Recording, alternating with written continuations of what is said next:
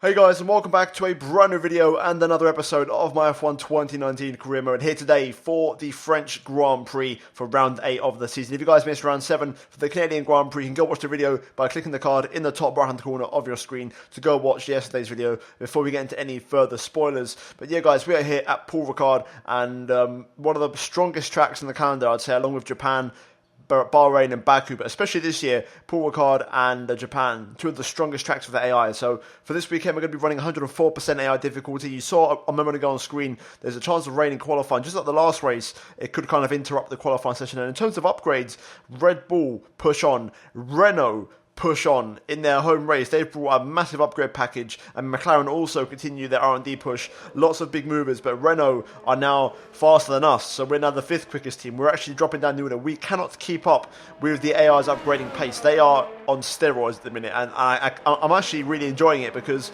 you know, in the past I've had to kind of slow down how I do my R&D, but here I'm going flat out now. I'm trying to score as many points as I can, and I'm doing 300 points minimum every single weekend. So yeah, it's good to see that the AI are really pushing on and they keep on bringing these upgrades. I do believe and I do hope that because the regulation change was to do with durability, I'm kind of praying and hoping that the fact that I managed to save all my durability parts will pay dividends for me in the long run this season, because I think everyone's bringing performance updates, but I do believe reliability could become an issue for other cars around us, hopefully, as the season progresses. We are looking very good in terms of engine power units and also gearboxes as well, which is really, really good. So we could just focus on literally upgrading performance as of when we need it and also when we have the points available. Now, for this weekend, we were meant to have, last weekend we was meant to have a chassis upgrade on the car, but it did fail. So we'll put that on at the end of this episode minimum, and hopefully we can add some upgrades to that in this video. So stay tuned until the end of the video, guys, to see us put some upgrades on going into the next couple of races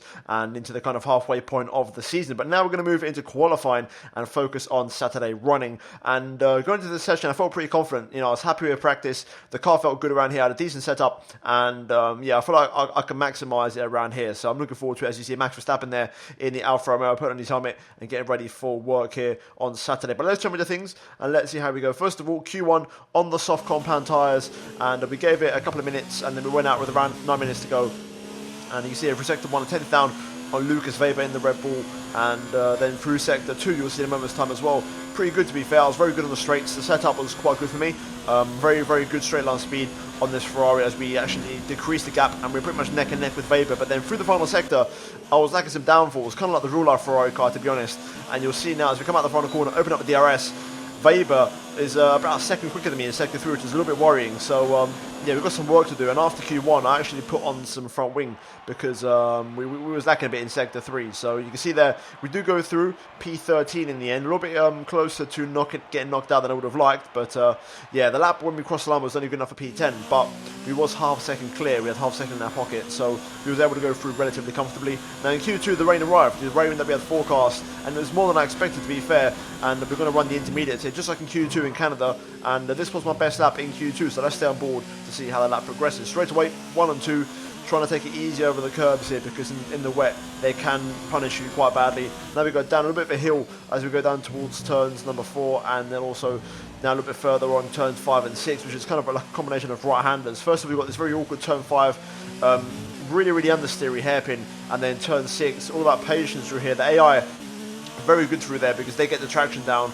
really early, and I can't match them, so we lose a little bit of time there. But so far, 3 turns down after sector 1, that's not too bad, but obviously in the back of my mind I've got that memory from the Q1 where we lost about a second in sector 3, so I know I've got to do better than this. And going for the chicane, a pretty good run again through there, nice and tidy over the curb, and just taking it easy, no wheel spin, and nice and clean on the exit as we go through and towards the end of sector 2. We're now 6 tenths down, so if you use the logic from last session, we should be around 1.6 down if we lose a second in the final sector. So I'm kind of hoping I could try and pick up the pace, keep it together, and go fast enough. So we're going to go through the triple right a little bit too early on the turning, and then we kind of go wide mid-corner and almost completely miss the corner. Luckily we managed to put it back, and then we get a pretty decent exit as we now go through this horrible off-cambered understeery turn 12, and now sort of back getting the power once again through this kind of curved little straight in towards the penultimate corner at turn 14, and then try and open up turn 15, the final corner, as much as you can whilst finishing the corner before, and then focus on your exit. All about traction here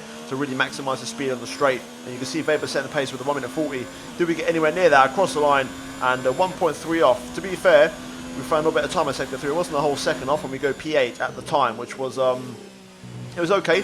I decided to stay out actually and went for another lap on those tyres, and I was 2.5 tenths up. I was actually improving, and we now go through Senior, a little bit too conservative then. I lost a little bit of time, but then through the fast right, I just lost the rear end on entry. I don't know what happened, but I just lost the rear. I checked my tyres to see if I was overheating them, because I literally just broke for the corner, and the back end literally did not even bother trying to cooperate. I just went round. So unfortunately that was the end of that run, and then I went out again on another set of intermediates towards the end of the session, but then DRS got enabled, just like in Canada. We kind of got caught out by the conditions as the track dried up right at the end. Luckily for me, you can see here we actually invalidated because I ran wide. I was going faster, but I knew I wasn't going to be able to improve because sector 3 was too dry. Luckily for me though, like I said before, the AI had the same problem, so they weren't able to improve. So we dropped down to P10 and stayed P10, and we managed to just scrape into Q3. And of course, everybody's going to get the free tyre choice tomorrow in the race. So it was important to get to Q3 because we want to try and qualify as hard as possible. So overall, a decent Q2, and we managed to get away with the wet session. But now we move into Q3, and I'm going to go for 2 runs in this session. Of course, we have plenty of soft tyres to use. And my first one, I kind of bowled it straight away, to be honest with you. I cut the corner, and yeah, it wasn't the best way to kick things off in this session as Lewis Hamilton starts at the pace. Either way, I continued on and I finished the lap, even though I wasn't going to count, because I wanted to get a reference delta time, so I knew for the next run if I was on for a good or a bad lap. So here we go then. This is my all or nothing lap in Q3, and let's see how we go. 20 seconds to go. I'm the last person to cross the line, so hopefully this lap is good. So here we go, onto the pit straight, maxing out the top end speed, and then for turns 1 and 2, it's all about opening up as much as you can. Turn in, commit to the first one, focus on your exit through turn 2. Use the inside curb. The inside curb through turn 2 is your friend, and make sure you focus on straight line speed down this straight. Hence why you want to look at the exit and not the entry of the corner. Then again, through the corner we cut last time, this time no issues, and now for this very tricky, slow section, having patience on the throttle. And so far, a decent sector 1 as we match Lewis Hamilton through the first sector. Now flat out onto the back straight, wait for DRS to become available now, and using a little bit of overtake just to make sure we maximise the top end speed.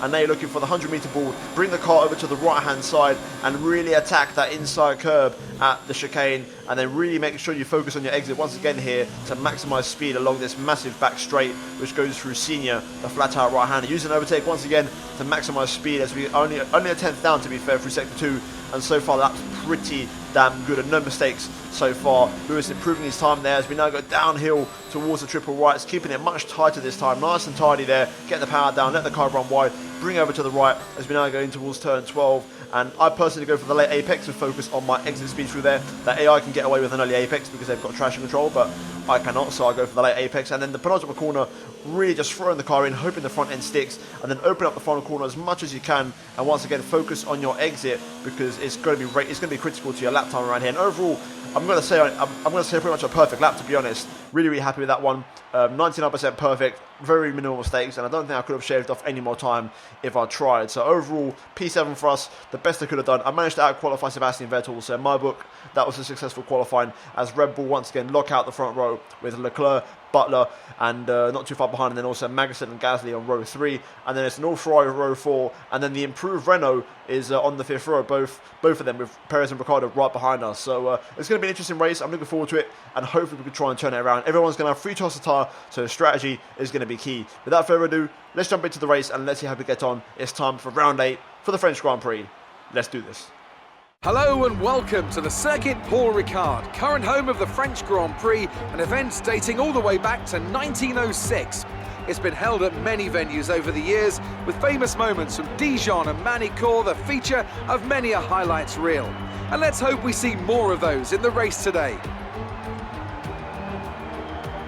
6 lefts and 9 rights give us a total of 15 corners here at the Circuit Paul Ricard, and a lap covers an overall distance of 3.6 miles. Average speeds will be somewhere in the region of 142 miles per hour, and they'll be maxing out on the Mistral straight at around 205 miles per hour. Anthony Davidson, thanks for joining me once again for the Grand Prix. Now, can I talk to you about Sebastian Vettel? As ever, the threat of unreliability is never far away, and indeed they'll be starting out of position today due to a power unit component change. So it's going to be a difficult task to move forward from there. But on the bright side, at least those fresh components can help them maintain the power they need to come through the pack.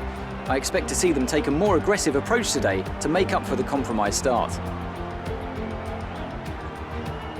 Before we begin, let's take a quick look at the grid lineup for today's race. Lewis Hamilton lines up on pole position, with Lucas Faber alongside. Moving on to the rest of the grid, we have Leclerc, Butler, Kevin Magnussen, and Gasly, Martinez, Perez, Ricciardo, and Valtteri Bottas. Norris, Sainz, Max Verstappen, and Russell.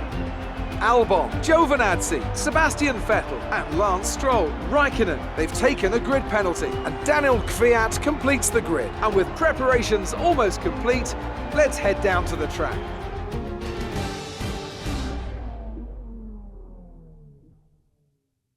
Right, here we are then on the grid for the French Grand Prix, starting from P7, and a pretty okay qualifying, to be fair. The best I could have probably done. The pace wasn't completely there in qualifying yesterday. I managed to out-qualify Sebastian, so that's the main thing, and we did our job pretty much. Now in the race, hopefully, we've kept it on 104% AI, so hopefully the pace comes towards me a little bit. In race pace, I tend to be a little bit better because the AI aren't as quick over one lap, so yeah, it's going to be interesting. Race strategy is going to be quite interesting as well. There's two options on the screen. I've customised both strategies. So we're going to start the race in the mediums, no matter what happens. And the question is going to be whether to go for a one-stop or a two-stop. That's kind of going to depend how we get on in the race, what the pace is like, where we are on track, and just looking at the strategies around us, because last season on the one stop, and it worked out really well for us. I think we qualified P9 and we finished the race in second place. So if I could do that again, that'd be great. So in principle, I'm going to commit to the one stop. In terms of fuel, we're going to run 1.5 laps extra fuel, quite heavy for what I normally run because I want to be competitive and have a lot of juice on the straights. And yeah, plan B is going to be the aggressive two stop with medium, soft. So yeah, let's see how we get on, and let's see if we can have a good race. It's time for round 8 for the French Grand Prix. Let's get to work. Right, here we go. The 5 red lights come on here at the circuit. Paul Ricard revs into the sweet spot. Lights out and away we go. A little bit of anti-stall actually. I let the revs drop a little bit. Wasn't ideal. We're going to get swallowed up by both of the improved Renaults for this race. Ricciardo comes right onto the racing line and right in front of me, so I have to back out. We've lost 2 places off the start here, maybe 3 as we go side by side with Valtteri Bottas. We're going to just edge out the racing point. I'm going to try and put the squeeze on him if I can. But Bottas commits down the inside, he's very wide. We're going to have to take a very wide line to avoid having contact. But that's a poor start from us, losing positions to both of the Renaults. Strategy is going to be interesting because I think everyone in the top 10 is going to start at mediums. So it's going to be either a 1 or a 2 stop depending on the preference. I think they might go for the 1 stop, to be honest. So we're going to have to be aggressive here. Here we go onto the back straight. Overtake and Rich Mix engaged. We're going to try and have a run at Ricciardo here in the Renault. Let's go to the outside. Can we have a look? Yes, we do. Fantastic move around the outside there, very easily done. Ricciardo being very safe. I can't lie, I expect him to be far more aggressive. Little tweak of the brake bars here as we now chase after Perez. There we go then, so we've recovered 1 place. Let's try and get Perez now and get back to where we started. So far so good though. Medium tyre feels pretty decent. Important to be easy on your tyres around here. It's a very aggressive circuit for your tyres. This one, it really does abrade the surface, so it's important to make sure you keep them in the window and don't overdo it. A lap 1 draws to a close, and so far, not too bad. Sebastian's lost a little bit of ground behind. He's actually, I think, outside the top 10, so a poor start from my teammate. And overall, you can say both Ferraris are really not getting off the line that well in this race. Yellow flag behind. Someone's already retired, I think, on the pit straight. Oh, no, Sebastian. Wow. Out after literally 1 lap. That's surprising. My gut tells me he's probably still using the first power unit, to be honest, from the start of the season, and he's probably worn that out because I'm on the second one now for a lot of components. Either way, Sebastian out of the race. Disappointing. It's going to hurt us in the constructors a little bit, so it's important for me now to even have an even better race to try and pull some points back for the team.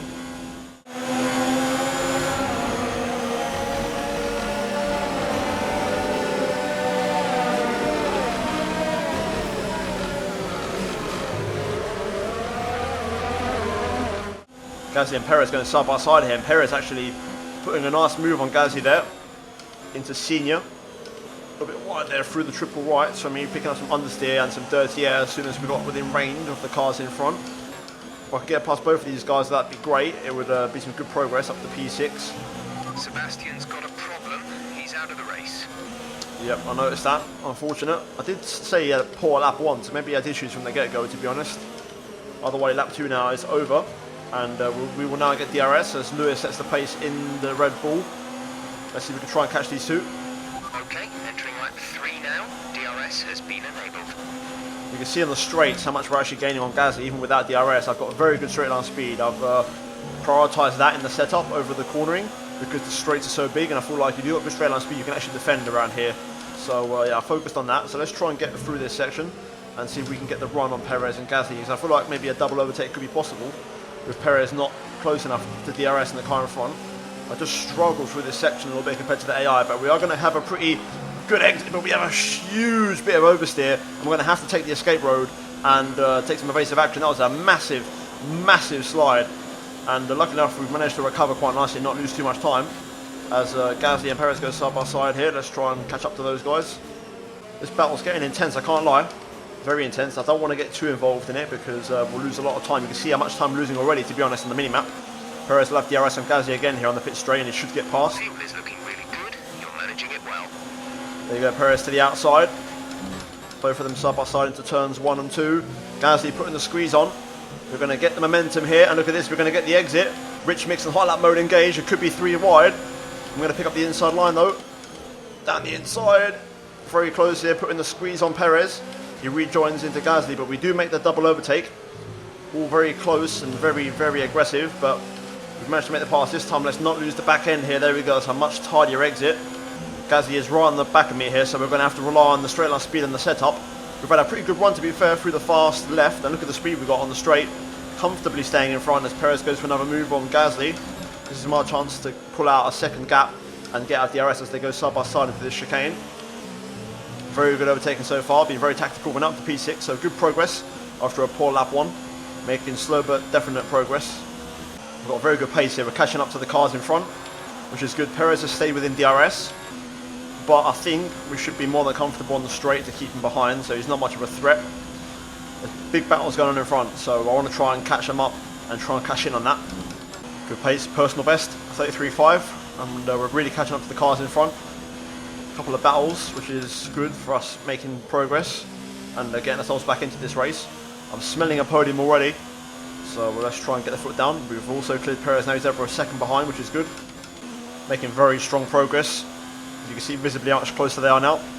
Check your MFD for a new strategy option.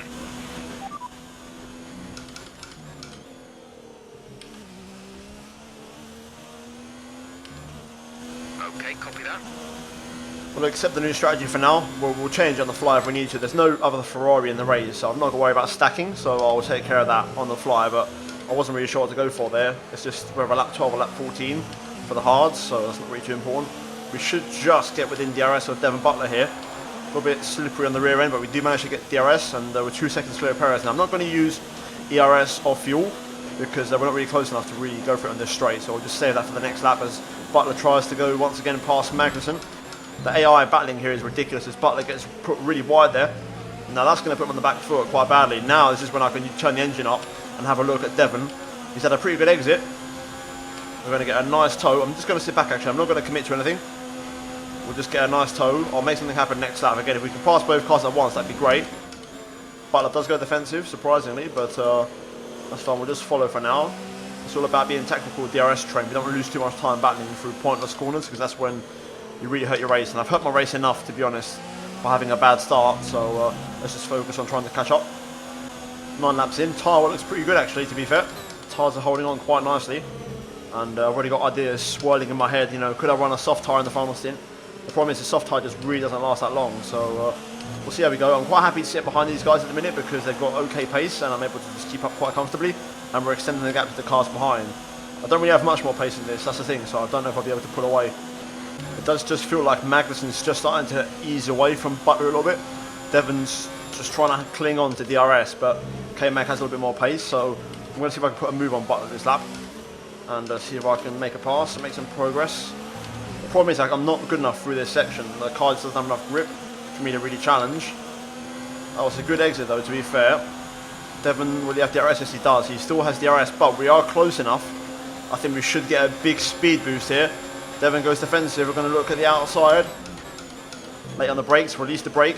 Side by side, a little bit of contact there. Devon coming across a little bit, but we are going to go for it. And there we go, moved on. Let's try and pull away now and try and get within Magnussen's DRS if we can. Let's try and put a move on Magnussen this lap if we can. A little bit poor through there, a little bit of a snappy rear, but we do set a personal best first sector. Very good sector 1. A little bit far back, but Magnussen won't have DRS, unlike Devon on the last lap. So I don't know if we'll challenge into the brake zone. It's going to be close, but we'll put him under some serious pressure. Magnussen does go defensive. Switch back, a little bit of oversteer there, getting over that curb. But Magnussen has a pretty average exit. Here we go. Let's make the move. To the inside we go. Gap to car in front is 5.1 seconds. And job done, up to P4, making good progress now, making the moves. Now this is the test. On the tyres we have right now, can we try and pull away? I think it's going to be tricky, but I'm going to try my best. See if I can open up a gap, try and solidify at least P4 in this race. Podium isn't too far away. Leclerc and Red Bull just up the road. Let's see if we can try and chase him down. Devon's going for an attack on Magnussen now as well, which is going to cost them both time. That battle's going to resume in a way, so that's good for me in terms of pulling away, which is what I want. So no complaints on my end. Hopefully that battle continues. Another good first sector there. Let's keep pushing. Gap is exactly 1 second, so we should be okay. We should be over a second clear of K-Mag. Okay, there we go. Leclerc and Weber pit in. So we're going to take first place in this race for the first time. We're boxing this lap. Give us the best in lap you can. I don't think we are, mate. The pace is very consistent, and I'm very happy on these tyres. And I could probably eke out a few more, maybe to lap 18. Soft tyre selected. You can see the tyre wear. I'm not even at 40%. So I'm quite happy to stay out on these for a little bit longer and try and reach a soft, because also if we get the soft tyre on, we'll probably pick up the fastest lap of the race, which is also an extra point. So let's focus on that. In a lap, Lewis has gained 8/10 on me on fresh hards. That's not too bad. That's fine, because not everyone's the same pace as the Red Bull. As Pierre Gasly's out in the Mercedes. Ooh, one of the home favourites. Could that trigger a VSC or something? It's never happened, but if it was to happen now, it'd be the good time, because we're in first place and we've stayed out. If we got a safety car or VSC, that would give me the race, but we're not going to get one, I don't think, unfortunately for us. It's a shame, it really is. Let's keep going, head down. No real purple laps being set from the cars behind on hard tyres. Lewis is 8.7 behind, which is fine, because he was about 11 seconds when he left the pit lane on fresh tyres, so he hasn't really gained that much to say it's the quickest car on the grid on, fresh tyres. So we're holding our own. Pace is good, and for the difference of pace we're going to have on the soft tyres, worth it. We're going to pit in at the end of the next lap, so lap 18 is going to be the one. We've done our heavy work across the line. I saw a good lap again, only half a second off. The lap before was only 3/10 off my personal best, but now we're going to pit in this lap. Right then, here we go into the pit lane. Let's turn everything down. I've still got plenty of fuel on ERS, which is good, so I can use that with the soft tyre. Hopefully we won't have to make many overtakes, and I can just focus on setting the purple lap and solidifying P4. But here we go into the pit lane. Could also down, it's a very slow pit lane, this one, but there we go. We've done the entry perfect. Now we need a good stop. Come on, boys. Let's get this spot on. Come on. Complete, go now. Good stop, 2.4, pulled away at the perfect time, unlike in the last race where we had some issues. So there go the top three. Leclerc goes by right about now. Let's see how much further behind Devon Butler is on the hard tyres. If we have to pass Butler, it won't be too hard. But here we go, off the limiter now. A little bit late to get off the limiter. One stop left in this strategy. But there we go, we've rejoined comfortably in P4. It took a while to get off the limiter, but that's fine. And we've done it. We're on fresh soft tyres. No traffic, clear track. Absolutely fantastic, that's what we want. Now we can crack on and try and set a couple of purple laps. Let's get to work. I think Leclerc is catchable, I really do. If the soft tyre holds up, I really think we can catch Leclerc. And a podium could be ours today. Purple middle sector, getting to work straight away on these tyres. Purple final sector, and now our quick lap begins. Let's do this, 6.9 is the gap to Leclerc. The gap to the car behind is 4.2 seconds. Very good lap. We are flying, really, really quick pace. We're approaching the pit window. You'll be on the mediums. That was about 2 seconds we made up on Leclerc there on that lap. Of course, now we're not going to have full engine power, but we still have plenty of fuel to use, so we can still keep pushing. Let's see if we can try and catch Leclerc. The earlier we catch him, the better for our tyres, because we'll have pressure tyres, of course. So let's try and get our head down and keep pushing. Leclerc responds, picks up the pace a little bit, gap 3.5. Still catching about a second a lap though. Let's keep going, keep our head down. Okay, we pretty much made it. I've drove some really good, pretty much qualifying laps, got my head down, stayed focused, no mistakes, good consistency. We're just outside of a second. Hopefully we'll get in there when we get onto the back straight. Struggling to make up that last bit of gap now, 1.4. It's only come down 2/10 on this lap. I need to get within DRS to make things a little bit easier.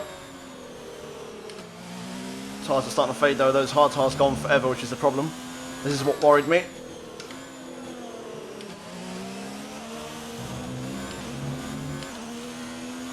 Track extension, but I don't really care, we're pushing on here. 2 laps to go. I think it might be the end of the pursuit. Leclerc should pull away on that lap. I think it might be all over. Here we go then, I've turned everything down. Last lap of the race, just save a little bit of engine, a little bit of gearbox, keep the gear shifts down. It's been a good race though, I've enjoyed it. We've tried our best, a big challenge, and we tried to challenge the upper teams in Haas and Red Bull, but it didn't quite work out. But you know what, we had a bloody good go of it, and we are going to pick up the extra point for the fastest lap as well, which is good. So all in all, a good day's work as Lewis wins in France. Weber's going to pick up second place, and Leclerc's going to run off the podium, which is good news for him. And we're going to come home P4 plus 1 point, which is going to be, I believe, 13 in total. Grazie ragazzi, forza Ferrari, grande lavoro, grazie. Good job, you did really well. Super driving. Red Bull pulling out all the stops today. What a great win. Tell me, Ant, how did they manage to achieve this win? Well, they certainly stood out as a driver with tons of confidence on the track. I think their ability to keep their cool, even during some of the more hectic parts of the race, meant they were able to capitalise on the mistakes of other drivers, giving them the opportunity to make their way to the top spot with ease.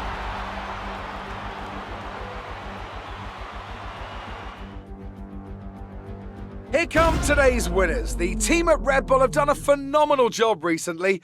It's clear to see that they've put in the work and they should be proud of the victory they secured here.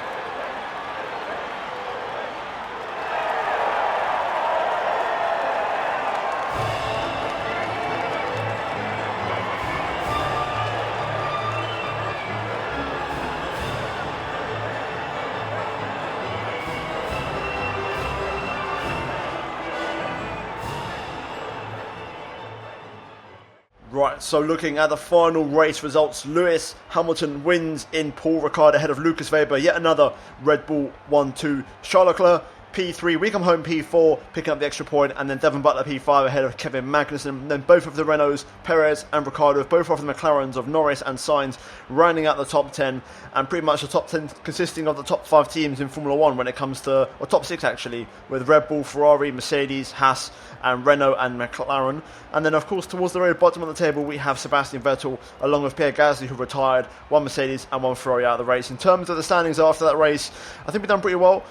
In terms of the Drivers' Championship, at least on our side of the garage, we're going to hold on to P3, and Charles Leclerc is slowly closing us down. Devon Butler overtakes Sebastian Vettel for P5, and Lewis Hamilton now really starting to stretch out our gap. As we reach the halfway point of the season, he's 23 points clear of Lucas Weber and 57 points clear of myself. In terms of the constructors, we still are second place, Haas a P3. We've got pretty much around 50 points, 45 points on Haas in the constructors, so we're pretty comfortable there.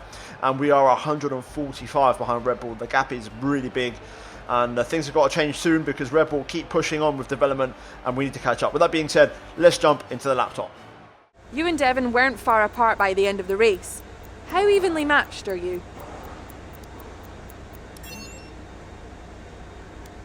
Did you struggle to get through all that traffic today?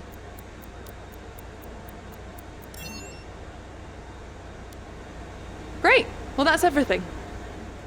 Okay, so it's time for a contract negotiation, and before I've sold myself very short, but this time we're going to push on and we're going to go very audacious. So first driver is going to be the first thing we're going to go for.